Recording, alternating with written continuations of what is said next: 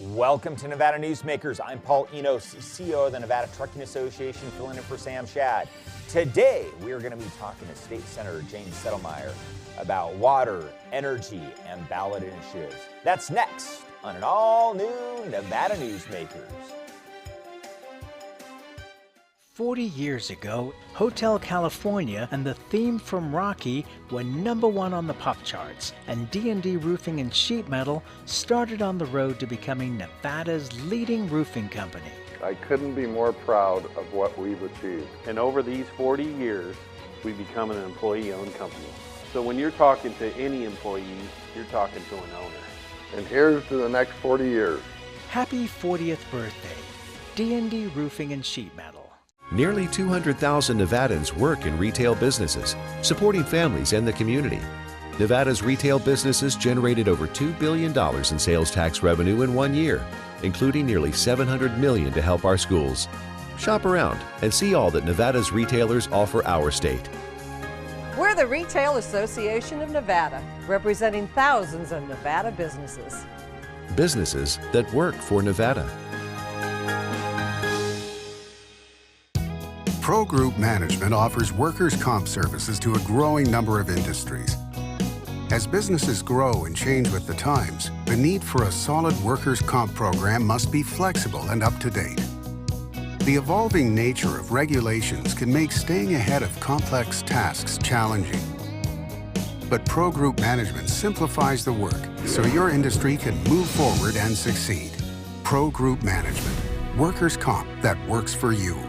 Truck drivers are some of the hardest working people you'll meet, delivering over 70% of America's freight and 92% of Nevada's. When there's a natural disaster, they're delivering critical supplies to help those communities recover and rebuild. Every sector of the economy and our nation's military rely on truck drivers. So let's take a moment to say thank you. On the open road or city streets, our truck drivers are rolling to make our economy and our nation stronger. Trucking moves America forward. Ballot Question 3's proposal to deregulate electricity in Nevada would have serious consequences. In states that have tried electricity deregulation, average residential rates are 30% higher than Nevada's. California's overall rates are nearly double. And Question 3 would be locked into our state constitution, making it very difficult to repeal, no matter how much it costs Nevada consumers. Please join me in opposing 3. Thank you. This is Nevada Newsmakers with host Sam Shad, a no-holds-barred political forum. Now, from the Nevada Newsmakers broadcast headquarters, here is Sam Shad. Welcome to an all-new Nevada Newsmakers. We are here with State Senator James Settelmeyer, Senate District 17. Correct. Senate District 17, that is Douglas County, Churchill County, Lyon County, Story County. and Story County. So thank you very much. So good to have you here. Thanks for coming on again. Thanks for having me, Paul. Appreciate it. We had a great weekend in rural Nevada, having the president, any president, don't care who it is, to come to rural Nevada to show the importance of that vote.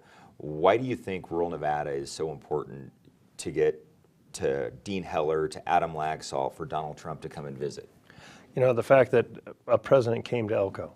When's the last time we saw a president land in Elko? I can't even remember. 06? Okay.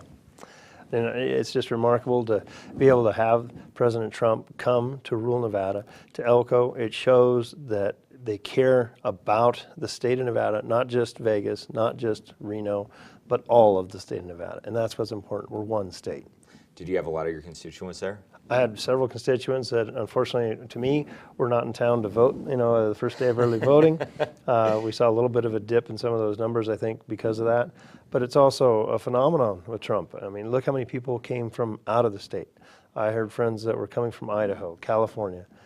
Just the opportunity to be able to meet, potentially greet, see the President of the United States in person. It's something you don't always get the opportunity to do. Yeah, beautiful picture seeing Air Force One there with Grindstone Mountain in the background. As a native-born Nevadan and born and raised in Elko, I mean that was a pretty neat thing. Oh yeah. So let's talk a little bit about rural Nevada, about some of the issues that are there, because we're looking at a lot of these races, especially the governor's race, as kind of you have your candidate from Las Vegas and your candidate for the rest of the state. How important is having somebody who understands those issues in the governor's office for rural Nevada? You know, I think it's important to have someone who's accessible.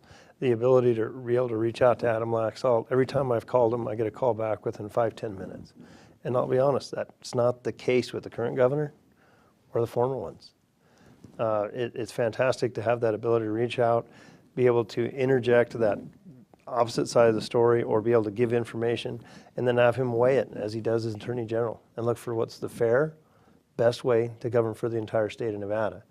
It's fantastic. The issues, though, that are coming up are so pivotal.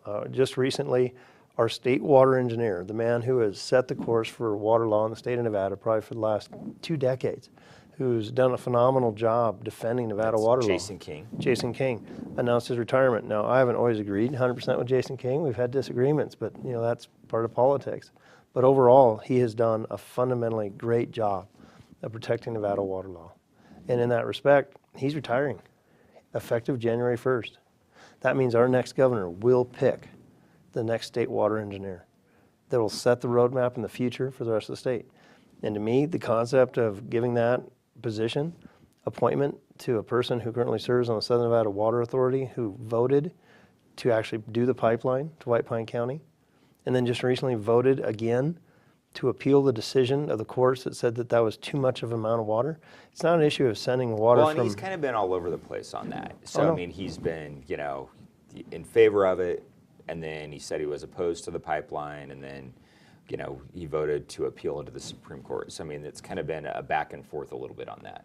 It has been a back and forth, but I think when the court rolls in, I'm okay with inter- and intra-basin transfers as long as they're within the rules of the law, which state that it has to be to where it doesn't degrade the quality of life and the environment for an area. That may be the one issue I actually agree with Bob Fulkerson on, is the water issue, the pipeline issue. And so in that respect, they said it was too much water, that it was such an amount that it would degrade that community and that environment, and therefore should not be allowed at that amount. And therefore it was refused, and he appealed that decision. Voted to appeal it with the rest of the board. Correct. So I know water, you know, huge importance to you, to your industry. You are a rancher, you know, cattle, hay. How is the ranching business right now, and have you been impacted by these tariffs? You know, we haven't seen the impact necessarily. We've seen beef prices go up and down, but we always see beef prices go up and down. Hay has been impacted, though, a little bit by the different tariffs that, again, it's cyclical. It goes up and down. And there's so much of the market, though, in America and in Nevada that actually has gone in the realm of taking hay bales down to the Port of Stockton, compressing them, and then putting them in Connex boxes that brought cars over. They got free freight going back. So it's not that there's the tariff on hay, it's a tariff on the car, that then they don't ship as many cars, so they don't have as many free rides going back to China for the freight, because just like in your trucking industry, they don't want to back all empty. That's true. You know, so that's what they're looking to do. So we've seen some impact, not terrible, but it has to be all in the balance, because then the negotiations that have been done with NAFTA, with Canada and Mexico, have helped the markets within agriculture. So there's parts that have been beneficial and parts that have been detrimental. So are you seeing the Trump economy affecting ag in a positive way right now? I think that people have more money, and whenever people have more money, they tend to eat better. And so in that respect, they'll actually eat a little bit more beef if they have a little bit more money in their pockets. Hey, I know that. I was at the Star this weekend, and, you know, twice, so. So in that respect, people will eat healthier, they'll eat better, and they won't quite necessarily eat as much fast food, and they'll actually sit down and have a little bit better meal. All right, I love that. We're going to come right back with State Senator James Settelmeyer on Nevada Newsmakers. Tamarack Junction is South Reno's hotspot with over 450 of the latest slots and video games. Sully's Sports Bar, the Dining Car Restaurant, William Hill Sportsbook, and the Tamarack Steakhouse and Lounge. We're just north of the Summit Mall in South Virginia. Yeah. This November, some questions are complicated, but the formula for clean energy is simple. It's question 6. Right now, Nevada gets only 20% of our electricity from renewable sources like solar and wind. Question 6 will raise that to 50% by 2030, creating more good jobs and cleaner air. Yes on 6 is simply the only way to guarantee more clean energy. At first, I thought we were in love, but then the abuse started. The worst literally almost killed me. When charges were pressed, I had no idea how confusing the legal process could be. But having equal rights to my abuser would have helped me in my understanding of what was happening in my case. It's a story that happens too often in Nevada, but we can fix it. Question 1 will ensure crime victims are informed, giving victims the right to notification and a voice in the process. Crime victims deserve equal rights. Vote yes on Question 1. The signs and symptoms of cataracts can start out small with subtle changes in your vision. So don't wait. Be proactive and take your vision into your own hands. If you're experiencing the onset of cataracts or just have questions, contact your eye care professional or call Eye Care Associates of Nevada today. Dr. Hiss has years of experience specializing in the surgical correction of eye disorders and has completed over 84,000 vision correcting procedures.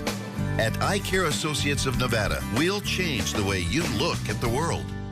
The Tamarack Junction Steakhouse is known for signature steaks, handcrafted cocktails, and world-class wines. Join us Thursdays and Friday nights from 4:30 to 6:30 in the Steakhouse Lounge for live music, gourmet plates, and well-priced wines, just north of the Summit Mall on South Virginia. This is Nevada Newsmakers. Welcome back to Nevada Newsmakers. We are here with State Senator James Settelmeyer, who represents State Senate District 17, Douglas, Lyon, Churchill, Story County. Did I get it right this time? Correct. All right, fantastic. And third largest in the state. Mr. Gokachia clearly has the largest district by far and away with Elko and everything in that area, and that was great. Like we said earlier, that he had Trump in his area this weekend. And then Senator Gustafson with, Correct. Sparks to Battle Mountain. So, Mineral Esmeralda all the way back around. So one of the things you do to reach out to all your constituents is you do telephone town halls, and you did one this Thursday. So what is the mood from your constituents? What are you hearing the issues that are important to them, and how do they feel about this election? You know, they're very energized. Everybody was on the call. We did a poll, and all but one of them said they were going to vote. They all were very concerned. There was many different issues. You know, the number one issue being water and land. They were concerned about firearms protections. They were very concerned about the concept of voter security. You know, what's being done to make sure that people don't vote that should not legally be allowed to vote. And so those were their concerns and issues, and the budget and the revenue. So those were they were really all over the place. We did a pie chart of the questions that they were interested in and what they thought the number one's issue were. And again, the majority, probably about 28% were water and land. 25 though, close lead up to that, was the concept of firearms. 24 were interested in the concept of, you know, the budget and revenues. So it was very equally split. So were there any questions on, you know, we've got quite an array of ballot initiatives, and we saw last week that NV Energy has spent $63 million on question 3. Are you hearing a lot of feedback from your constituents on question 3? And, you know, sitting on the Senate Commerce and Labor Committee, chairing it in 2015, I mean, I'm sure you have some thoughts. Oh yeah, I served on the Commerce and Labor Committee every session that I've been in the Nevada Legislature. Also served on the Governor's Interim Energy Committee that looked at question 3 and deregulation. So absolutely, I fundamentally believe absolutely that an open free market will create lower prices, but it's going to take some time to get there. I'm concerned though about it being in the Constitution. I wish that some of the municipalities and co-ops would have been included in that particular mix. I wish the Nevada Legislature would take it up on their own. Tough thing to do. I mean, they've done it before, and I was there in 1997 when they started that process, and then I think 99, and then it was pulled back. Yeah, it was Townsend. I believe they came forward with that concept and allowed the bigger people to get out. And I'm a little bit offended by that concept, that if you're large, you're allowed to get out. If you're small, you're not. Yeah, you got to pay, and I mean it's not cheap either. No, it's not cheap, but you know that's the issue. It should be affordable to all. And Senator Dean Rhodes had a bill called "Let My People Free," and he tried to do that, and that bill quickly got shelved, to say the least. Well, I think that's where I heard it from, because I was his intern back in the late '90s. So that's actually where I first heard of energy deregulation. Is this little intern, 21 years old. So, another question on the ballot that folks are going to have an opportunity to vote for is question 5, and I know that's one that I think a lot of folks have some concerns about. Yeah, I served on the Commerce and Labor Committee every session I've been there, even back in the Assembly. I've also served on the Elections and Procedures Committee. And if you look at California, it's called motor voter, is question 5. And in that respect, question 5, in other states, California did it. And that tells you right there it's not a good idea. But that being said, they just recently found 1,200 people on their ballots that are not legal citizens in California who have voted in the last election. And that's on top of the 23,000 other ones that are suspect that they're investigating. And I'll be honest, I think that this election in the state of Nevada, this time, we're going to have several races that are going to come down to 5,000 votes. And the concept of creating a system, right now you go to the DMV and they say, do you want to re-register? Do you want to have your information updated? You have to opt in. Well, what this would create is an opt-out. Anybody who gets a driver's license is automatically registered to vote. That's a scary concept. That is definitely a little troublesome, and especially since Nevada is now a state where you can go and get a driver's license if you aren't a citizen. And Correct. I mean that was done, I think, with good intentions, in mind, to be able to be there if somebody's in an accident, so you don't have as many folks running off, who are who may be undocumented, who aren't here. Right. The main concept was to get everybody insured too. Exactly. Because we knew that we had people that were driving here that were not lawful citizens, yet in the same respect we want to make sure that they were insured. So it was a trade-off in that respect, but now that could lead, maybe some people said that was their intent the entire time, was to create a situation like this where those people then would walk in and automatically be registered to vote. And that's a troubling situation, because if you're not a legal citizen of the United States, you should not be participating in our electoral process. Because I know if we went to another country and tried to participate in theirs, that would not be allowed. Yeah, that's a tough thing. Real quick, and we are going to come back for one more segment. Do you think we asked the DMV to do too much? I mean, everything from medical marijuana to register to vote, and organ donations. And it comes down to we've created a central point for identification. So then magically you want that to be your organ donor card. Then you want that automatically to have, the federal government did it as well with the concept of the little star symbol so you can fly. So yes, in many respects we've asked the DMV to do too much, especially with the technology we've given them. Maybe CCWs. And I had a bill a long time ago that would actually put your CCW endorsement onto your driver's license if you so chose.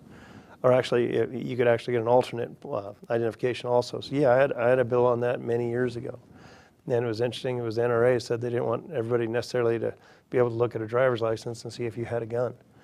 They were afraid that it could cause problems. Sure. All right, we are going to come back for one more segment with State Senator James Settelmeyer on Nevada Newsmakers. I'm Jonathan Scott from Property Brothers. I've demoed a lot of homes, and today I'm knocking down NV Energy's No on 3 campaign lies. The Gwynn Center report says it's not deregulation. California doesn't actually have energy choice. Studies show competition drives rates down. NV Energy's entire No on 3 campaign is a pile of rubble. Ask yourself, why would NV Energy spend $63 million to prevent competition? Nobody's paying me to say this. I'm Nevadan, and question 3 is about our right to choose cheaper, cleaner energy.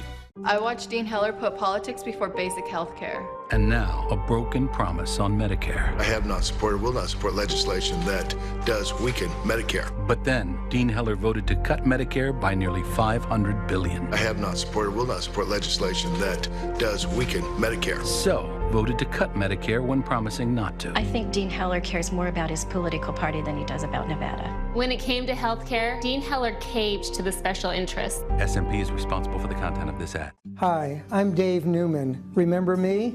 I used to be the house detective, and now I'm a realtor, full-time at RE/MAX Realty Affiliates. And a lot of people ask me, how's the market? You know what? It's fantastic. If you're even kicking around the idea of buying or selling, give me a call. Let's talk about it. Call me at RE/MAX Realty Affiliates and just ask for the guy who used to be the house detective, Dave Newman. Everyone is talking about opioids, but they're not the only drugs that can be harmful if taken in large quantities or not as prescribed. You also need to be aware of side effects from anxiety drugs, muscle relaxants, sleep aids, and stimulants. Mixing prescription drugs with other drugs or alcohol can be dangerous. If you take Ambien with a glass of wine, it may be enough to stop you from breathing. Prescribed drugs can be just as dangerous as illegal drugs. Take medications only as directed. This is Nevada Newsmakers. Welcome back to Nevada Newsmakers. We are here with State Senator James Settelmeyer, Senator from Senate District 17. Correct. So, Senator, let's just talk a little bit about leadership and about some of the things that are going on in the Senate Republican caucus, because you do have a Senate leader, Michael Roberson, who is running for lieutenant governor. So he's not going to be there this next session. That's something that your name has been floated about, taking that position. So how does that work? And do you think you guys have a shot at? I mean, I don't think you have a shot at the majority this time. You know, maybe one seat down. No, we're going to be one seat down, it looks like, at this point in time. In order to get to majority, we'd have to take out a seat at 16 or a seat at 25% advantage to the Democratic Party, and that's not likely. So in that respect, you know, we'll have our meeting usually after the election. We'll see where everybody stands. We'll see who everyone felt did the best job to help out the other individuals that got elected, and see who we think will be able to lead us through the next session in order to work, hopefully, with Mr. Laxalt to that objective. You know, and there's been some discussion about if it's Laxalt, some people are saying they'd like to go one way, and if it's Sisolak, they might go a different way as far as the votes. So we'll have to wait and see what those individuals want to do, and also who wins the elections. So really, it's up to the people. Always up to the people. Now, Absolutely. The people are also going to have kind of a weird choice to make if you are a voter in, I think it's 38. I'll get the numbers screwed up. Dennis Hoff's seat, Yeah. Assembly. I think it's in District 38. I think. Yeah, I think I'm correct. Okay, so Assembly District 38, which is, you know, Nye County, Nye County, Clark, Lincoln, and Lincoln. Yeah, so there's a dead guy on the ballot. Correct. And that's not new. In the same situation, Senate District 16, John Wagner passed away, Independent American Party. And the way the process works is that what will occur is that every polling location for those particular races, whether it be for the Senate District 16 or Assembly District 38. I saw the little thing at Rayleigh's yesterday. Which states that this person has passed away. And what will occur is if that person, the deceased person, wins, then they will go to the county commissioners of the counties if they're multi-county. So they will go to all the counties that they represent, and they'll have a meeting. And they'll decide at that meeting who should replace that person. So it's the county commissioners who will appoint. And in a multi-county race, what will occur, let's just use Dennis Hoff's, you know, potential district as an example. He wins, which I think Mr. Hoff possibly will win. And he may get more votes dead than alive. And he very well may be. There were a lot of people that were concerned about Mr. Hoff's activities, to say the least. And so, but now that he's no longer, I think they'll go ahead and vote for him, because they'll know that the Nye County commissioners, in conjunction with the other counties, will select the replacement. However, it's now, done I hear by people population. talking about maybe James Oscarson, you know, coming back, even after Mr. Hoff he trounced him in the primary. Correct. And that'll be up to the county commissioners. My understanding from the Nye County commissioners, that's not going to happen. They're not going to look at what occurred in that primary and then go against the wishes of the people. That's what some of. Hey, we've had that happen before. Understood. But again, going back to the question, it'll be done proportionally based on the population of that district. So that means that Nye County alone, though, will have 54% of the vote, I think, as to who gets to be the next assembly person. Then it goes to a joint meeting of the county commissioners, chairman of Nye, Clark, and Lincoln. So at that meeting, though, walking into that room, the Nye County chair has 54% of the vote. And it has to be, it has to be of the same political party. Correct. So, that's, just another little odd dynamic to throw into the mix. And that's what makes some people say, you know what, now that I know I can vote for Dennis Hoff, who I did not wish to vote for, now I know I can show up and vote for him, and it'll be another Republican to replace him. Now, you're up this time, too. This is going to be your last election into the state senate. So Correct. this will, run in for your third, fourth year term. Correct. I've been there. Currently, I've been there 12 years. Did 4 years in the Assembly and 8 years in the Senate. Term limits are 12 years in each house. I have no desire to go back to the Assembly. I'm fine in that respect. Talk to me about what's changed. Over the years, in many respects, more partisanship from the national level. We used to be able to get along a little bit more. You go back, my predecessor, Senator Jacobson, used to give tours to people. And he'd take people from, Clark and Washoe County and take them out and show them some more of the rural aspects of Nevada in order to give them a little bit different understanding of how things work. Well, with the concept of term limits, it's created a situation where that doesn't happen as much. They're not going to be there as long. And a lot of times, many times, people are too busy climbing the ladder. I applaud those individuals who decided to leave the office, the comfort of the office they have, and run for another office. Those individuals that decided to run halfway through gives them a sad advantage to be able to sometimes, I'll say it, extort money from other individuals. Because, well, either you give me money for the race I'm running for, or I'm going to return to this seat and I'm going to punish you. So either way, they're trying to get money from people. I find that problematic. We have a bill going forward. Senator Gokchi is the main sponsor of it, and says that if you decide you want to run for another office, you have to resign the office you're in. I think that's not a bad piece of public policy to move forward on. Well, it definitely beats the other states like Texas that actually allow you to file for multiple offices. Then if you win, you get to choose which one you want. Yeah, that's absolutely insane. I love the Lone Star State, but let's keep that out of Nevada. Hey, Senator, thank you again for coming here today. Really, really great to have you. And we are going to be right back on Nevada Newsmakers.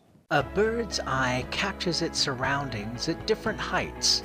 At Brian Culpa Photography, we can make your imagination soar over buildings, parks, cityscapes, and beyond. Brian's images tell the story and get the job done. If you need a new perspective to tell your story, contact Brian today. Brian Culpa Photography. Experience the bird's eye view at brianculpaphotography.com. Hi, my name's Marilyn Miner, and I'm sure you'd agree that Nevada's a very special place to live. I was born here, and my husband and I have raised our family here. I feel it's a privilege to live and work in the Truckee Meadows. I especially enjoy helping my clients reach their real estate goals. Sometimes the smallest details provide the greatest satisfaction. I'd be complimented to talk to you about your next move. Call Marilyn Miner at Dixon Realty, 742-1280, or log on to marilynminer.com. St. Ives Florist, for every holiday and every special occasion. For romance. Custom home design. We have the largest selection of fresh flowers in northern Nevada. And we also offer a large selection of unique gift items. Come see me, Lorianne, at St. Ives Florist, 700 South Wells Avenue, or call me at 333-9190. Take a look at Pro Group Management and see how your workers' comp requirements can be met head-on. By taking a proactive approach, Pro Group can assure that your company is meeting or exceeding state and federal standards. As you move forward in your industry, Pro Group moves with you, simplifying regulatory tasks, clearing the way so you can get the job done and look to your future success. Pro Group Management, workers' comp that works for you. Tomorrow we're going to be back with Assembly candidate Alexis Hansen, plus the Trump effect in rural Nevada with our Power Pundit panel. That's tomorrow on an all-new Nevada Newsmakers. Thanks for watching and listening.